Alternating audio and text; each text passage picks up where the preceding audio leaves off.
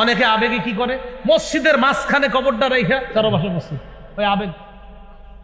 আলেম ওলামাদেরকে না জিজ্ঞাসা করে মসজিদ বানায়, কি ভাই আপনারা কবর মাঝখানে রাখছেন? আবেগ।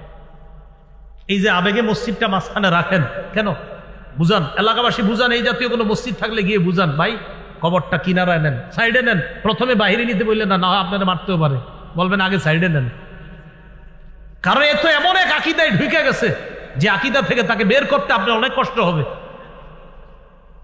আবু দাউদের বর্ণনা 3229 নম্বর হাদিস, 3229 3229, এই হাদিসের মধ্যে আসছে রাসূলুল্লাহ সাল্লাল্লাহু আলাইহি সাল্লাম বলেন, লা তাজলিসু আলাল কুবুর, কবরের উপর বসো না। এটা একটা, অনেক সময় দেখবেন কবরের পাশে দেয়াল থাকে, এই দেয়ালের উপরে না বসা। এই দেয়াল আছে, কবর পাশে কবর, এই যে দেয়াল, এখন আপনি বসলেন, এই যে বসে এই পাশেই কবর, এটা না করা। এরপরে নবী বলতেছেন, ওয়ালা তুসাল্লু ইলাইহা, কবর সামনে রেখে নামাজ পড়ো না। যদিও মানুষ কবরকে সেজদা করে না, কিন্তু কে না জানে কোন একজন ব্যক্তির ভিতরে যদি আবেগ আইসা যায়, আহারে আল্লাহর ওলি শুয়ে রইছে এখানে, সেজদা দিতেছে। এই জন্য কবর সামনে রেখা নামাজ পড়াতে নবীজি নিষেধ করলেন। আল্লাহ আমাদেরকে বুঝার তৌফিক দান করেন। এই হলো কবর কেন্দ্রিক বেদাত বাড়াবাড়ি। আল্লাহ আমাদের সকলকে হেফাজত করেন। এই এলাকায় থাকলে এলাকা থেকেও যেন ওই জাতীয় আকীদা সম্পন্ন মানুষগুলাকে সহি আকীদা, বিশুদ্ধ আকীদায় তারা এসে হেদায়েত ওয়ালা আকীদায় যেন তারা ফিরে আসতে পারে, আল্লাহ তৌফিক দান করেন। বেদাত থেকে বাঁচার উপায়, বেদাত থেকে বাঁচার এক নাম্বার উপায়, বাস মুহাম্মদ সাল্লাল্লাহু আলাইহি সাল্লামের পূর্ণ আনুগত্য করা। বলেন কার আনুগত্য করা? মুহাম্মদ সাল্লাল্লাহু আলাইহি সাল্লামের পূর্ণ আনুগত্য করা। সহিহ বুখারী 7280 নম্বর হাদিস, এই হাদিসে আছে রাসূল সাল্লাল্লাহু আলাইহি সাল্লাম বলেন, কুল্লু উম্মতি ইয়াদখুলুনাল জান্নাহ ইল্লা মান আবা, আমার উম্মতের সবাই জান্নাতে যাবে, তারা ছাড়া যারা অস্বীকার করে। সাহাবীরা বললেন, অস্বীকার কারা করে?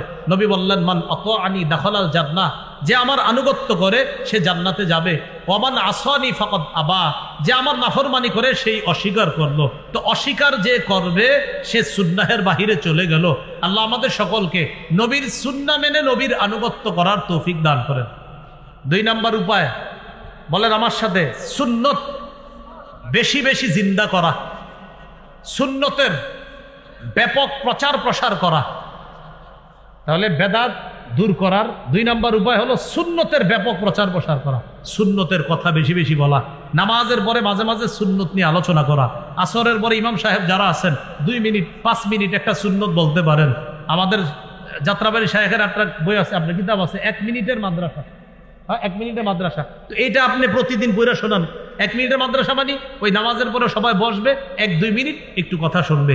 এই এলাকাবাসী যারা আছেন, আহার এই মানুষগুলা কোথায় যাবে? তো আশেপাশের ইমাম সাহেব যারা আছে তাদের প্রতি আবদার থাকবে, আপনারা প্রতিদিন আসরের পরে, আপনি যেভাবে সুন্দর হয় আর কি, মানে আমার একটা আবদার রইল আর কি, আসরের পরে 2 মিনিট 3 মিনিট একটু একটা কিতাব পড়ে শোনায় দেন যে, প্রিয় মুসল্লি ভাইয়েরা, এখন একটা সুন্নত আপনাদেরকে শোনায় দেওয়া হবে। তো এই সুন্নতটা আপনি তাকে বলেন, 1 দিন বলেন, 2 দিন বলেন, 3 দিন বলেন। আরে কে জানে আপনি 10 দিন 5 দিন 15 দিন 20 দিন বলার পর হতে পারে তিনি ওই কাজ শুরু করে দিয়েছে, আমল শুরু করে দিয়েছে।